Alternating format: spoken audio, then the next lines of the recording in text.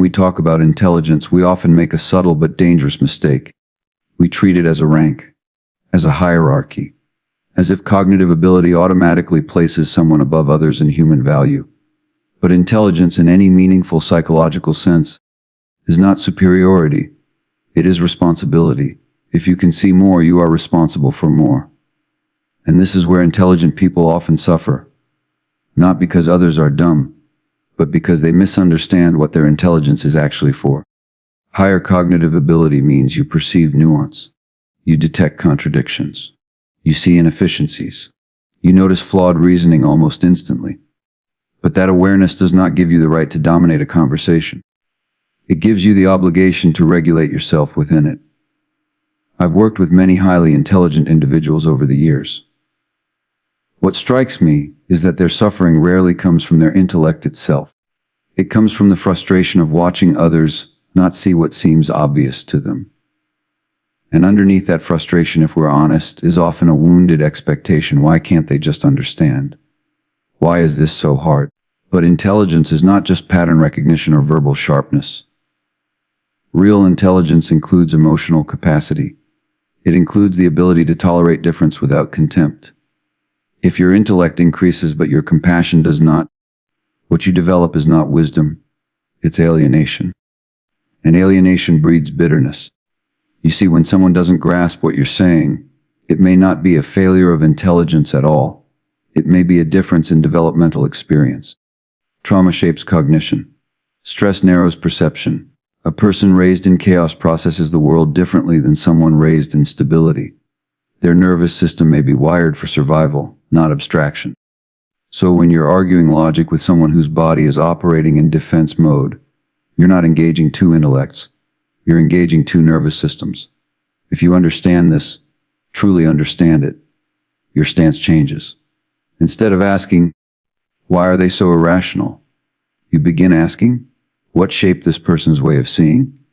That shift alone transforms superiority into responsibility. Responsibility means translating complexity into language that can be received. It means slowing down instead of speeding up. It means recognizing that being right is less important than being effective. And sometimes being effective means saying less. Intelligent people often make another mistake. They equate clarity with moral authority. Because something is logically sound, they assume it is also relationally appropriate. But human beings are not logic machines. We are emotional creatures who rationalize after the fact. If you don't respect that reality, your intelligence becomes a blunt instrument. Responsibility also means self-regulation. If you're the most cognitively agile person in the room, but you lose your composure when challenged, what exactly have you mastered? The capacity to analyze is impressive. The capacity to remain grounded when misunderstood. That is maturity. And maturity is the integration of intellect with emotional depth. You don't prove your intelligence by overpowering someone in debate. You demonstrate it by not needing to. By staying steady when others are reactive. By choosing when to engage and when to disengage. By refusing to let irritation dictate your tone. There's a humility required here.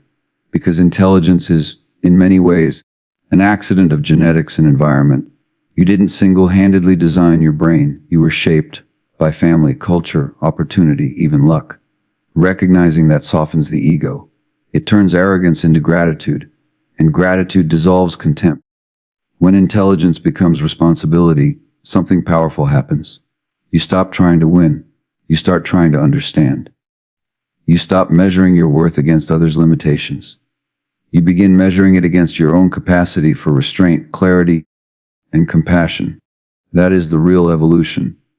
Because the true mark of intelligence is not how sharply you can think. It's how wisely you can hold that sharpness without cutting everyone around you. And if you can remember that, you won't just be intelligent, you'll be someone people can actually grow around. Now, once we understand that intelligence carries responsibility, the next uncomfortable truth emerges. Much of the frustration intelligent people feel toward dumb people is not actually about intelligence at all. It's about ego. And that's not an accusation, it's an invitation to self-examination. When you find yourself irritated because someone doesn't understand something that seems obvious to you, pause for a moment. What is really being triggered? Is it purely the inefficiency of the conversation? Or is something more personal happening? Is there a subtle sense of, I need you to recognize that I see this clearly? Human beings have a deep need to feel seen and validated. For intelligent individuals, that validation often centers around their mental clarity. Their identity becomes intertwined with being perceptive, insightful, or the one who gets it. So when someone dismisses their reasoning or fails to grasp it, it doesn't just feel inconvenient. It feels invalidating, and invalidation activates ego. Ego in this context is not grandiosity. It's fragility. It's the part of us that depends on external acknowledgement to feel secure. When that acknowledgement doesn't come, irritation rises. Not because the other person lacks intelligence, but because our self-image feels threatened. This is where self-awareness becomes essential. If your peace depends on others thinking the way you do, then your peace is very fragile. The moment someone disagrees or fails to follow your logic, your nervous system tightens. You feel heat in your chest. Your tone sharpens. You begin arguing not to clarify but to win. But winning is rarely about truth. It's about restoring ego balance. The irony is that truly intelligent people don't need agreement to feel stable. They don't require others to mirror their conclusions in order to remain grounded. When someone reacts defensively or argues illogically, the mature response is curiosity, not contempt. You might ask yourself, why does this bother me so much? That question alone shifts the focus inward. Instead of diagnosing the other person's stupidity, you begin exploring your own reactivity. And often, beneath that reactivity, there is history. Many intelligent individuals grew up being praised primarily for their intellect. You're so smart. You always have the answers. Over time, intelligence becomes not just a trait, but a survival strategy. It becomes how they secure belonging and worth. So when that competence is challenged or ignored, it can feel destabilizing at a very deep level. In that moment, the conflict is no longer about facts. It's about identity. But identity built solely on being right is brittle. It cannot tolerate contradiction. It cannot sit calmly with misunderstanding. It needs constant reinforcement. Humility changes this dynamic. Humility does not mean downplaying your intelligence. It means recognizing that being right is not the same as being whole. You can hold a correct position and still choose softness. You can see clearly and still allow others their blind spots without hostility. Another important piece here is control. When you insist that others must understand, must agree, must process the way you do, you are attempting to control their cognition. And control is usually a response to anxiety. The anxiety says, if they don't see what I see, something is unstable. But other people's thinking is not yours to regulate. Emotional sovereignty means allowing others to misunderstand you without collapsing into irritation. It means recognizing that disagreement does not diminish your intelligence. It simply reflects difference. And difference is inevitable.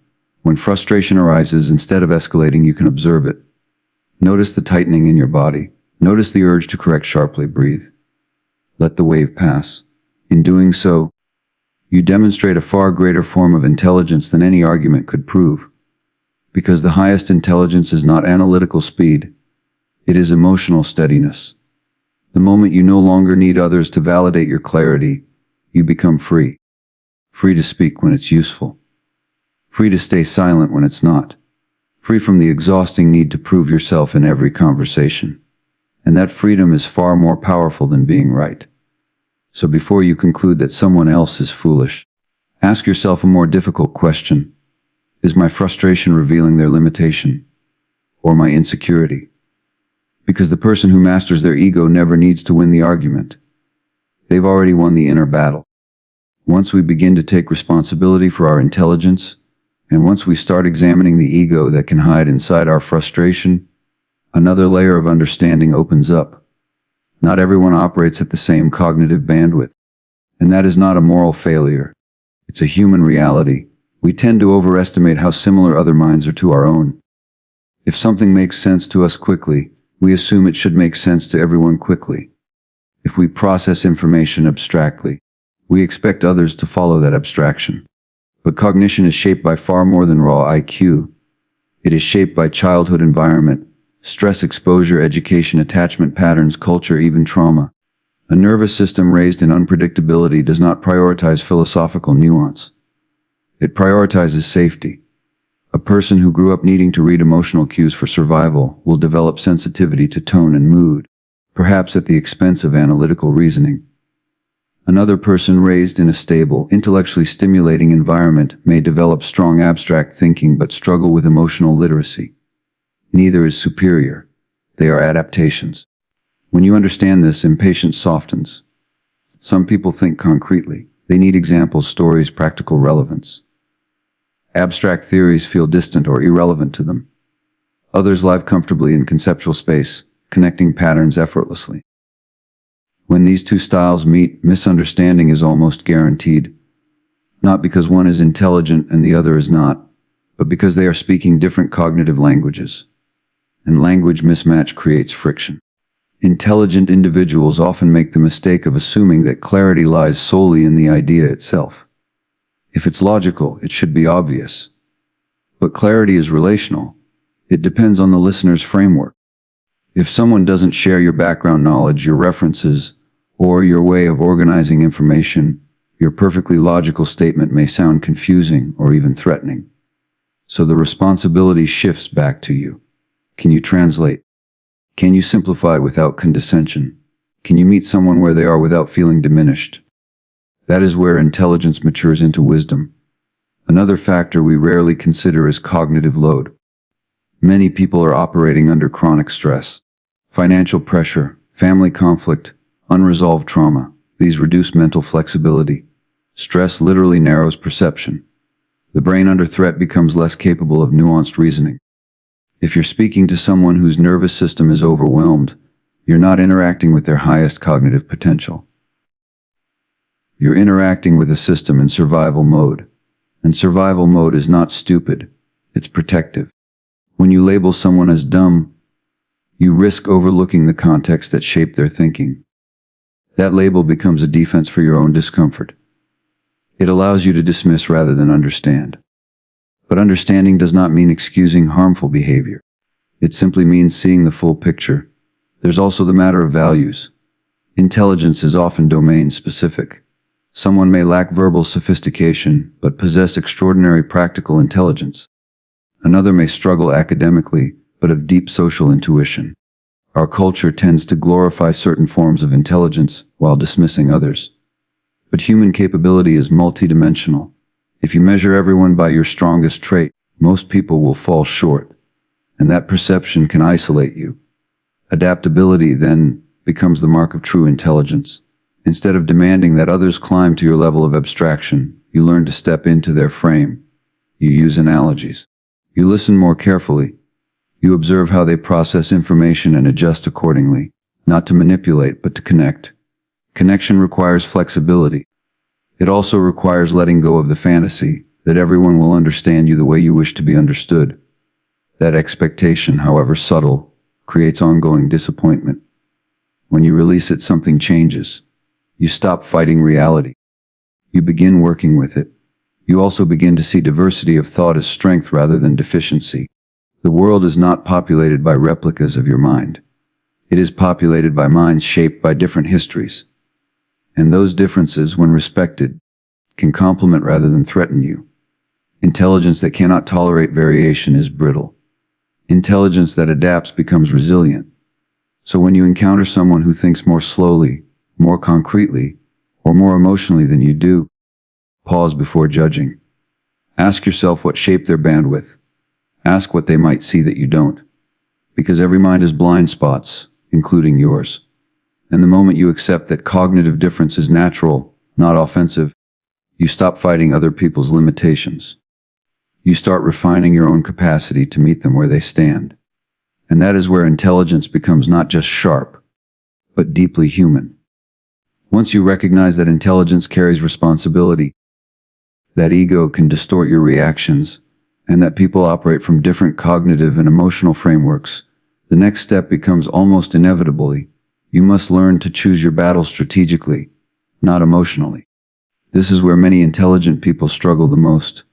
When you see flawed reasoning, misinformation, contradiction, Your mind reacts quickly. There's an almost reflexive urge to correct, to clarify, to fix the logic. It can feel like an internal itch.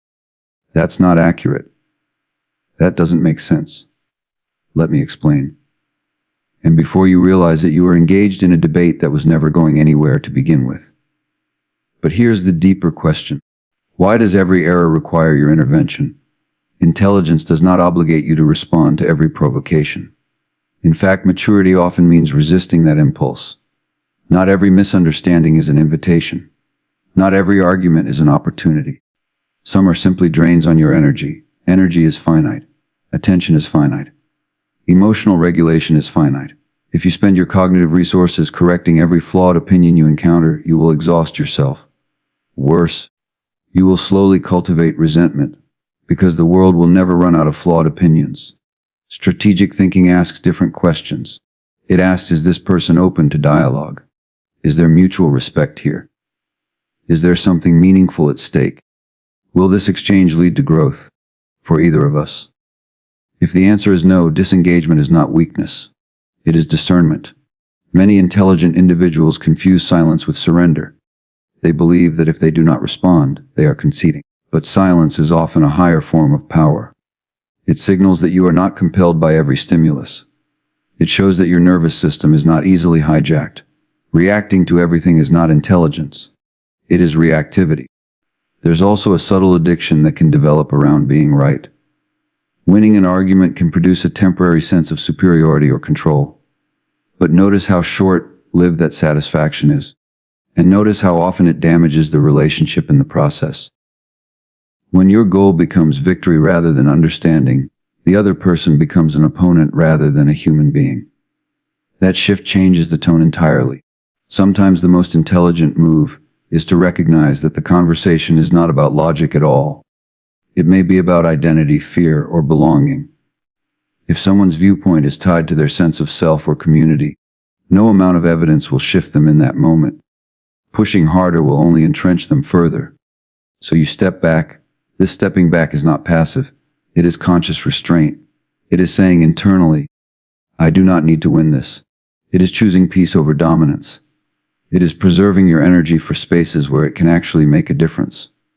And that preservation matters. Your mental clarity is valuable. Your insight is valuable. But if you scatter it indiscriminately, it loses impact. When you speak less, your words carry more weight. When you engage selectively, people listen more carefully. There is also humility in this approach. You recognize that you may not always have the full picture. You recognize that timing matters. A seed planted gently can grow. A truth forced aggressively is often rejected. Strategic engagement means knowing when to plant and when to walk away. And walking away is sometimes the bravest act.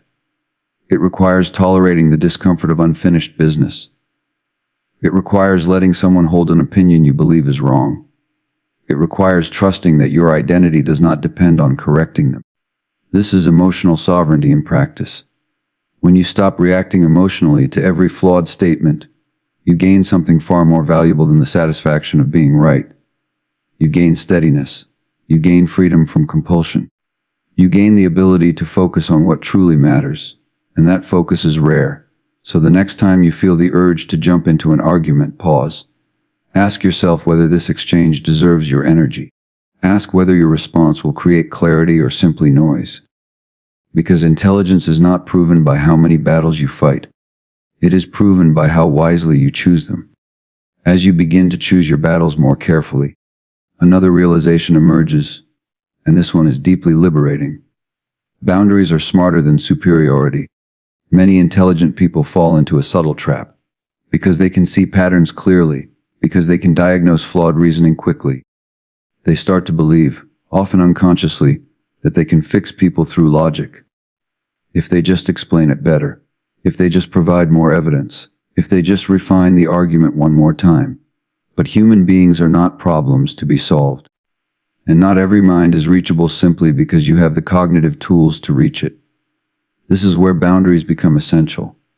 Not walls built from contempt, but limits built from self-respect.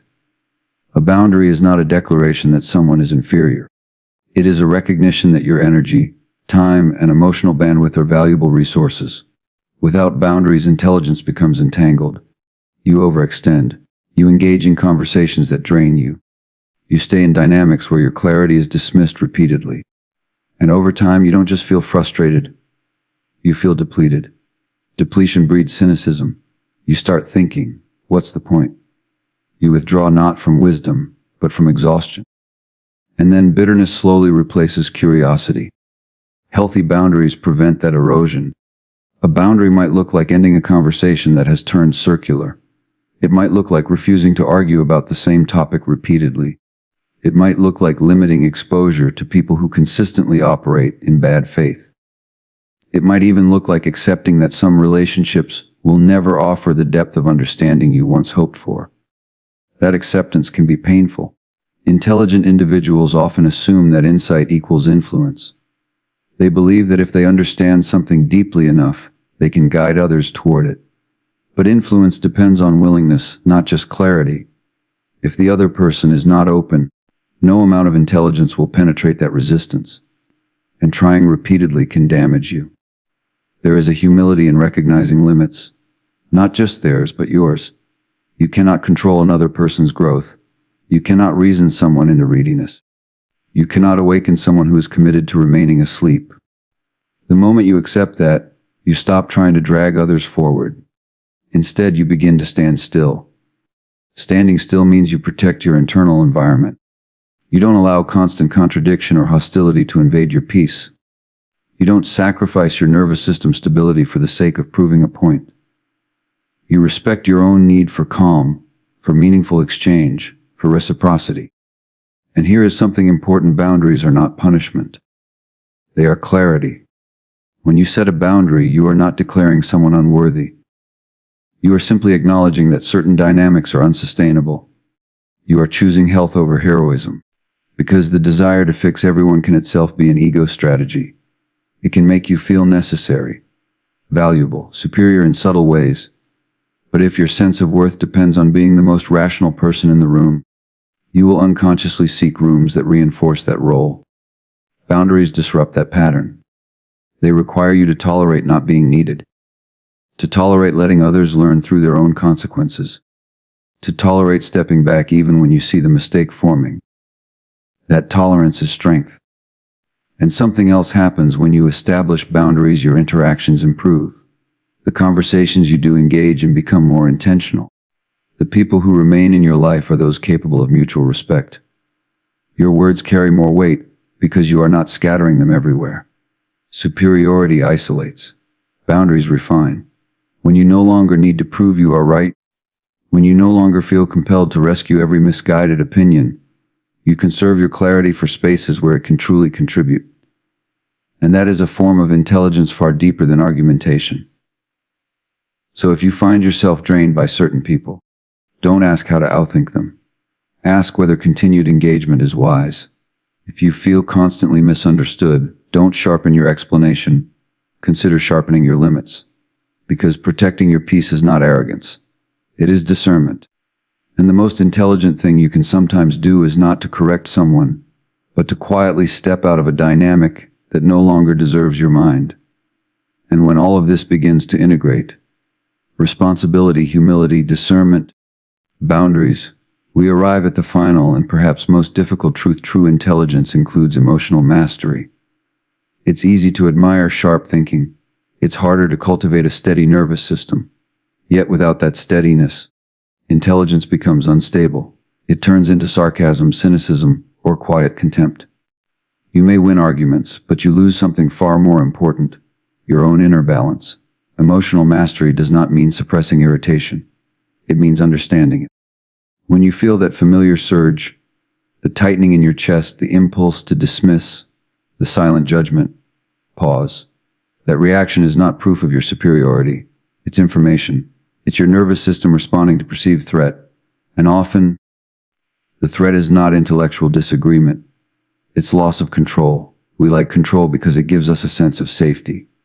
When someone's reasoning feels chaotic or misguided, it can create internal instability. You may feel that if they don't see what you see, something important is at risk. But part of maturity is recognizing that other people's cognition is not your responsibility to regulate. You are responsible for your state. Emotional mastery means you can sit across from someone who misunderstands you, disagrees with you, or even dismisses you, and remain grounded. Not because you don't care, but because your identity is not fragile. You don't need their agreement to validate your clarity. And this is where compassion naturally enters the picture. When you look more closely at people you might be tempted to label as dumb, what you often see is not lack of intelligence, but limitation shaped by experience. Fear narrows perception. Trauma distorts reasoning. Chronic stress reduces cognitive flexibility. These are not moral failings, they are human adaptations. If you understand this deeply, your tone changes. You don't speak down. You don't roll your eyes. You don't withdraw into silent superiority. You might still disagree firmly. You might still choose boundaries. But you do so without hatred, because hatred is heavy, and it harms the person carrying it more than the target. Emotional mastery also involves accepting that you too have blind spots. Intelligence can create the illusion of objectivity, but every mind has filters. Every perspective is partial. When you hold your views with both confidence and openness, you become powerful without becoming rigid. Rigidity is often a defense against uncertainty, but uncertainty is part of life. The more comfortable you become with that reality, the less reactive you are when others think differently. This doesn't mean you tolerate abuse or harmful behavior. Compassion is not passivity. Emotional mastery includes the strength to walk away when necessary, the clarity to say no, the courage to disengage from toxicity. But you do it calmly without needing to dehumanize the other person to justify your exit. That calmness is rare, and it is far more impressive than intellectual dominance. When intelligence is fused with emotional regulation, something shifts inside you. Conversations stop feeling like battlegrounds. Disagreements stop feeling like threats. Other people's limitations stop feeling like personal insults. You begin to see humanity where you once saw irritation. And in that shift, you reclaim your energy. You no longer waste it proving yourself. You no longer burn it fueling silent resentment. You use it instead to build, to create, to deepen relationships that are reciprocal and nourishing. In the end, the goal is not to navigate the world surrounded only by people who think like you. That is unrealistic. The goal is to move through difference without losing your center. Because the person who loses control in the presence of ignorance has not demonstrated lesser intelligence. They have demonstrated lesser discipline. And discipline of the mind is admirable. But discipline of the heart, that is wisdom. So if you truly consider yourself intelligent, don't ask how to defeat foolishness.